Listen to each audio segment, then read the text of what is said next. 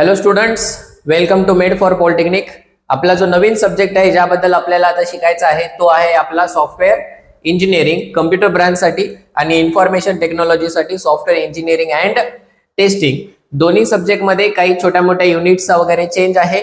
Software engineering मध्ये total आपल्याला 6 units आहेत आणि सॉफ्टवेअर इंजिनिअरिंग अँड टेस्टिंग मध्ये आपल्याला 5 युनिट्स आहेत।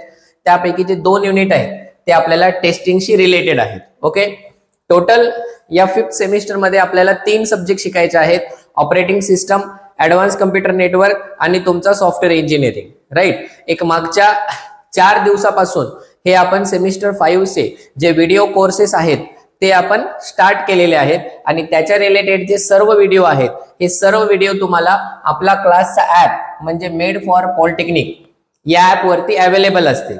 ओके, तर आता ते व्हिडिओ कसे पाहायचे ते मी तुम्हाला सांगतो। Step by step process follow करा आणि त्यानुसार तुम्ही हे सर्व video free of cost made for polytechnic या ऍप वरती पाहू शकता।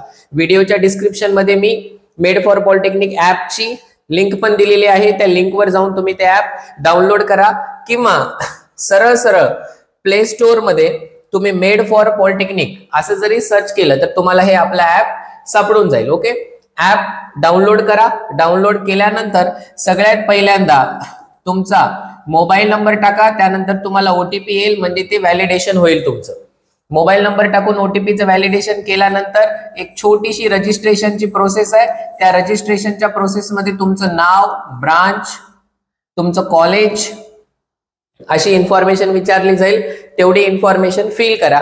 जसंही तुम्ही हे फिल करणार त्यानंतर तुम्हाला मेड फॉर पॉलिटेक्निक ऍपचं होम पेज दिसायला सुरू होईल। त्या होम पेज मध्ये तुम्हाला रेकॉर्डेड कोर्सेस ठीक आहे, या सेक्शन मध्ये तुम्हाला जायचं आहे।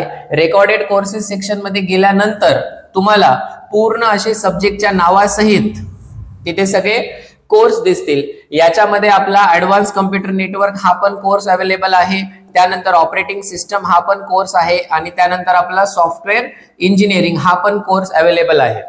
ओके, ठीक आहे, तर तुम्हाला हे कोणताही कोर्स जेव्हा तुम्ही ओपन केल्यानंतर तुम्हाला इथे वरच्या बाजूला या बाजूला इथे तुम्हाला कंटेंट नावाची एक टॅब दिसेल, कंटेंट। ओके, तुम्हाला त्या टॅबला क्लिक करायचं आहे।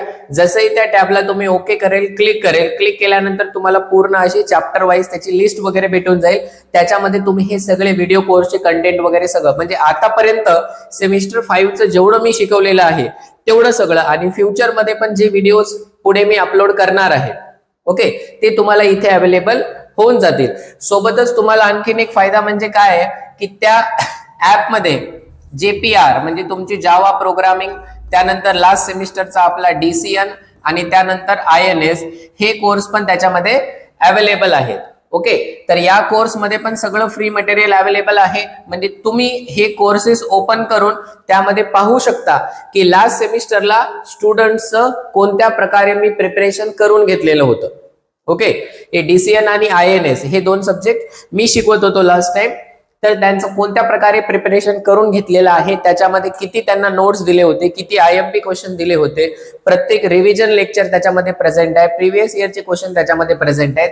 हा सगळा डेटा तुम्ही या DCN आणि INS मध्ये पाहू शकता आणि तसाच डेटा यावेळेस पण आपण या 3ही सब्जेक्ट साठी प्रोव्हाइड करणार आहे। ओके, तर हे आतापर्यंतचे सगळे व्हिडिओ आणि यानंतरचे पुढचे जे फ्युचर मधले सगळे व्हिडिओ आहेत ते पाहण्यासाठी आताच मेड फॉर पॉलिटेक्निक हे ऍप डाउनलोड करून घ्या।